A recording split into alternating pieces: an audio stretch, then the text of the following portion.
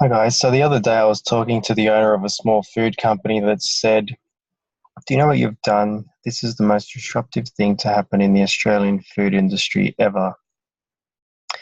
And celebrity chef Matt Moran, who is also one of our investors and our brand ambassador, said, "I love it. This is going to turn the industry on its head." So what is it about Umami that they think is so revolutionary? Basically, Umami solves a big problem for the small food industry. And we have created a system that does away with food distributors altogether. Um, and this new model that we've created threatens to transfer a large portion of sales and revenue from the big food companies to small food producers. So, in essence, we are solving a $50 billion problem um, that has been spoken about extensively in the media over the years. It's the big problem in small food. So, why did I start Umami? I just don't like the fact that a few individuals in the large supermarkets and distribution companies get to decide what products 90% of the population will have easy access to and which ones they won't have access to. And in doing so, they also determine whether or not a small food company or beverage company will grow and finally break into the big league or go nowhere. And with this, I have a personal experience because I also founded a juice company called Feast Cold Pressed. And we actually went through this very scenario where, on the one hand, I had customers contacting me, asking me, where the hell can I buy your product? And on the other hand, I had distributors and supermarkets telling me, we're not sure if it's going to sell.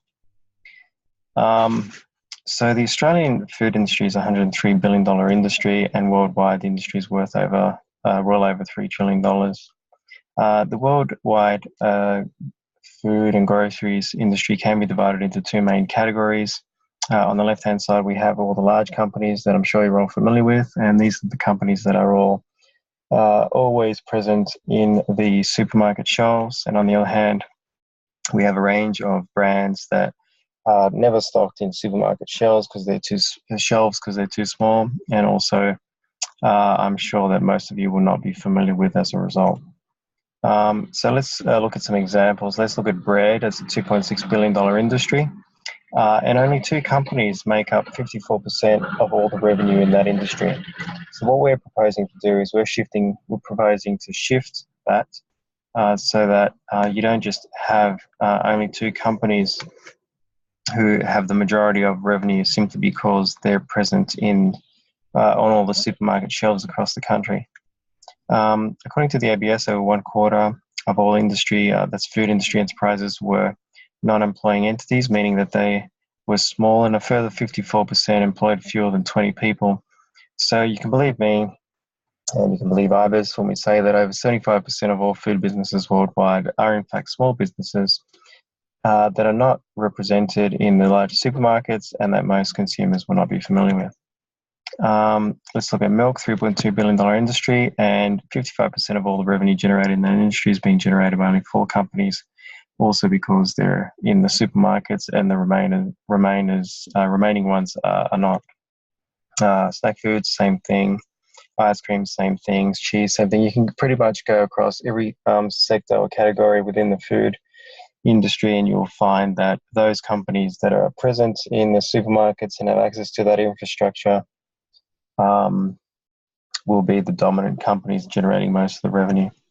So what has allowed these companies to dominate these markets so effectively? I would argue that it's not the fact that their products are the best, or that the customers even want their products more than they want the products made by the smaller producers. I would argue that, in fact, the reason is infrastructure. It's access to infrastructure, which is provided by the distributors and by the large supermarkets, that gives products easy access to customers and customers easy access to products. Talking about national warehousing and distribution networks, thousands of bricks and mortar stores, the online stores with thousands of products that customers can easily purchase with the pick and pack manpower to back them up. And then also the fleets of trucks and click and collect networks to get those products to the consumers. On the other hand, small producers don't have access to that kind of infrastructure. They have access to farmers markets, maybe once or twice a month, and hopefully it's not raining, and their own websites that they can set up. But realistically, how many of us are going to do our weekly grocery shopping by going to 20 different websites? So just imagine, if you will, if similar online and offline infrastructure were made available to small producers, similar to what's available to large companies. I argue that a large portion of the revenue being generated in all those sectors would shift from the large companies to the small companies, and we would see a more equitable structure of revenue within the industry. So is there demand for products made by small producers? And the answer is yes. Small producers, so consumers do want products made by small producers, but the lack of infrastructure does make it inconvenient and expensive, certainly more inconvenient and expensive than just going to Coles online. And on the other hand, producers want to grow their businesses, but the lack of infrastructure makes it basically impossible. And access to the infrastructure provided by supermarkets is not an option because supermarkets usually only deal with the large companies. So the problem for small producers is that there is no integrated system or infrastructure for small producers like there is for the big companies. We're talking about the online and offline stores with thousands of products in one place. We're talking about the pick and pack facilities to aggregate those orders into one box, and then the delivery networks to get them to the customers. So if we were to take a scenario, let's look at a store or cafe in Perth that wants to order 3 boxes of ice cream from a small company in Melbourne that they happen to see on, let's say, Instagram. How does the producer get that order to Perth? They cannot. It's cost prohibitive, and as a result, the producer is losing revenue or potential sales. On the other hand, if a consumer wanted to do all her weekly grocery shopping on a Wednesday night direct from small producers and wanted it to receive it in one delivery, they couldn't do that, but they could do it with the large companies through Coles Online and so forth. So the result is that about $50 billion or 50% of all revenue generated by the industry is being lost from small producers and handed over to the big companies because of this lack of infrastructure. So how have we solved this problem? We've developed an online B2B and B2C marketplace with thousands of products under one roof, so to speak, a warehousing and pick and pack operation that aggregates products from multiple sellers into a single delivery, like Coles Online, and then a delivery network that reaches over 90% of the population. And then finally, Oomami is actually a social network. And this is important because small producers don't have access to the millions of dollars for marketing. And so consumers need a way to be able to discover small producers and their products without any marketing being involved or minimal marketing. So on the competition side, we have Farmhouse Direct, which is a B2C only platform, which is unfortunate because most producers also do B2B. There's no warehousing and fulfillment, meaning the platform can't be used for weekly grocery shopping. Otherwise, the customer will end up with 20 deliveries, and there's also no social features. But the success of this platform does show that there is, in fact, demand for a service like this. On the B2B side, we have Automentum.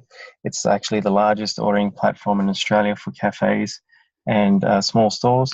It was launched in 2014. They only do automated ordering, invoicing, and payments. There is no B2C.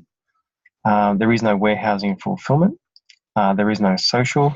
And in further to this, the seller must actually upload their own customer list, and only those customers that they upload can actually see their products and buy them, meaning that as a seller, I can't use this to grow my business. However, in spite of these drawbacks, the platform has grown tremendously. Over 94,000 orders placed last month to over 15,000 customers valued at over $23.5 million, and they've been running for less than 5 years.